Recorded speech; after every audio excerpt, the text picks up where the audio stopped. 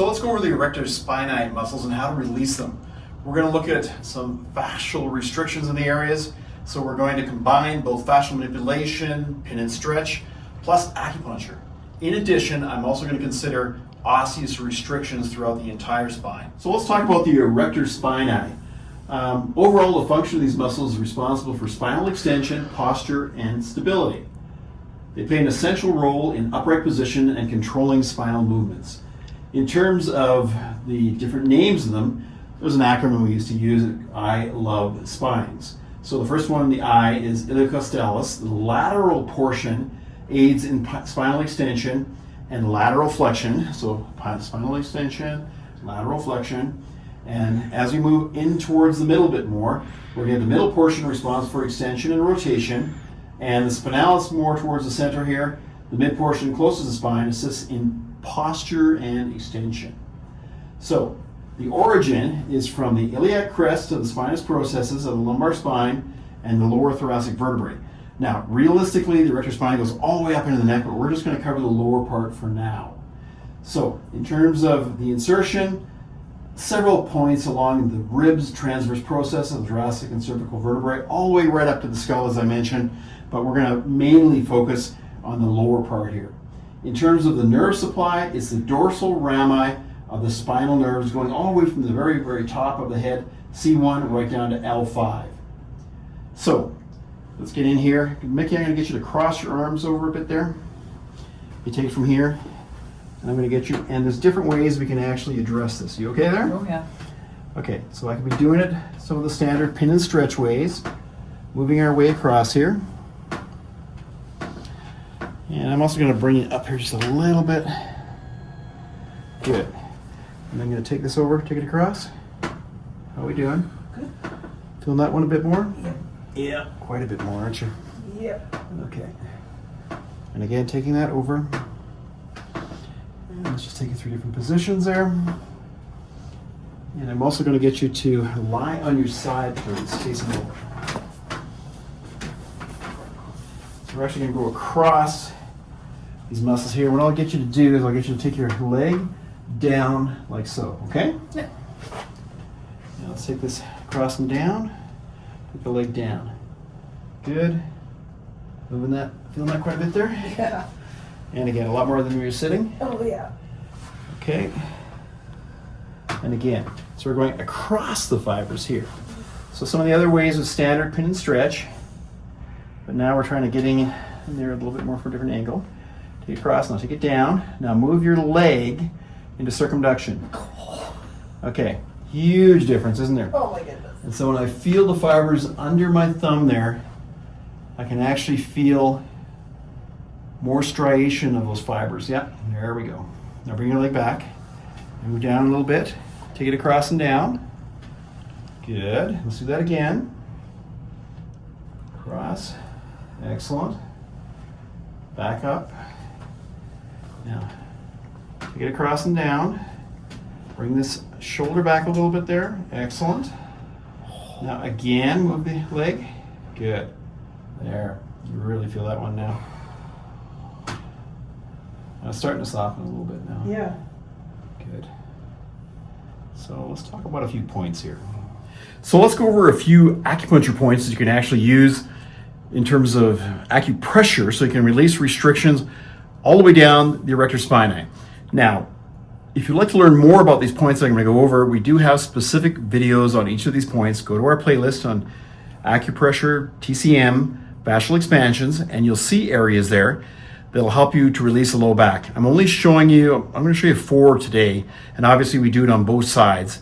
But in reality, we could use up to about 6 or 7 in this particular area. And this will really help in conjunction with some of the fascial release procedures. So let's start here with a point called bladder 46. We're going to find the spinous processes just going underneath where the border of the inferior border of the scapula. And we'll go to T7 approximately. And then we're going to go about three tune lateral to that. So about finger points here, straight out. You okay there, Mickey? Oh, yeah. Right there. Well, that's pretty sensitive, isn't it? Yeah. Yeah. Now this will help to release all the structures in the area, improve circulatory function, get rid of all sorts of hypertonicity, but it'll actually take a lot of stress off the nervous system in addition. So this is a standard acupuncture point that I would use if I was doing acupuncture, but you can also just use pressure on the area. Now, we do this for about 30 seconds to 3 minutes, depending upon if we find restrictions or not. And then we're going to kind of drop down from this point until T12, about L2 in here, except we're going to move over 1.5 chun. The width of the thumb is about 1 chun. Of course, we're supposed to use Mickey's thumb in terms of the width, and we'll go over from that a little bit, coming down here. And this is bladder 23. Are you okay there? Yep. Okay. Is that still pretty tender in there? This still is, yeah. Yeah, okay, all right. And again, you have to spend some time on here until you actually feel it soften up to a certain degree. And so we'd spend some time on that, and then we're going to drop right down, and we find the iliac crest, and we're going to go over from that, find the spinous processes of L5, go over 1.5 chun from that, which would be approximately right there. And then we're going to spend some time on that, and this would be bladder 25. And as I mentioned, we have individual videos on each of these points. So if you want to learn more about it or about the entire protocol, we have that on our website. So just go to our YouTube channel too, and then you can see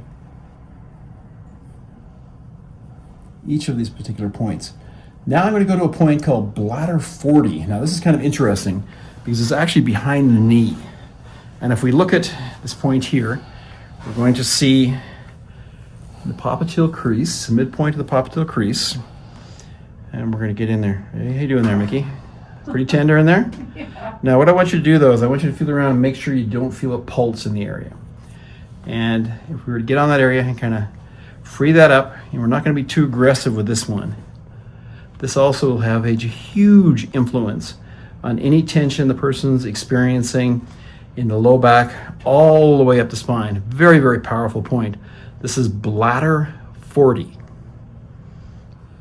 So even though this video is about the Erector Spinae, I want to go in and go over some joints that are incredibly important in terms of stability of the back in general.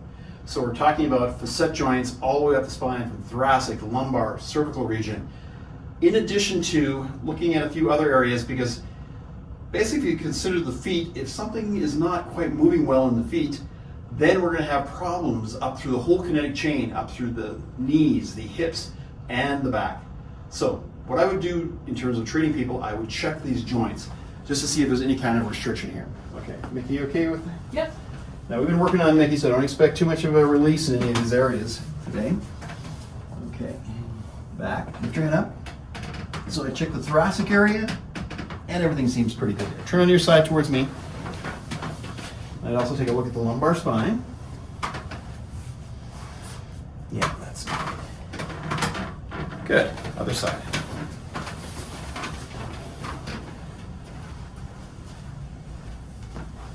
Down. Good. On your back, please. Now, as I mentioned, the erector spinae go right up through the cervical region, so it's really important that we release any restrictions here, because that can infect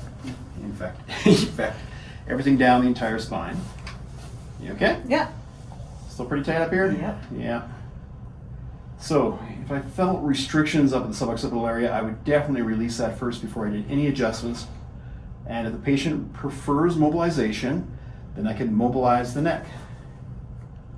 Tight on this side too? Not as bad as the left. Seems like the left is a lot more. Yeah. Now we're doing it right in the center here. That's tender. Bit tender in there? Yeah, that point is Oh. pretty powerful. So in terms of protocols, we call a fascial expansion for the neck, the cervical region, for the low back, for the hips, and the legs. These are all on our YouTube channel on the website under Traditional Chinese Medicine. Okay, so I'm just going to take you through a little bit here. Mobilization. Doing okay there? Mm-hmm. Okay. Take your neck around, just feel each of those joints. It opens up a bit. Okay, and good range here, good range here. So I really don't need to manipulate the area there because it's moving quite well. Okay, now while we're here though, I'm going to go down and take a look at your feet. Make sure everything's moving here. Okay, so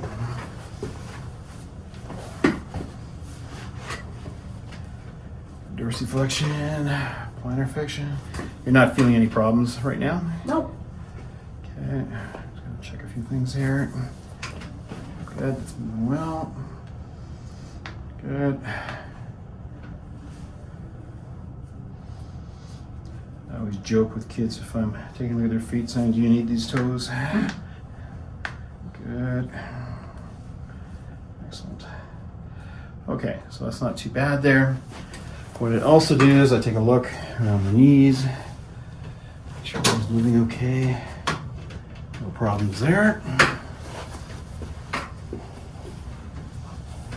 And these can have a huge influence. Okay, and I'd also take a look and go, okay, we've got good mobility in the hips. If we didn't, then I would adjust the hips. Usually a drop move. Doing okay there? Yeah. Good mobility.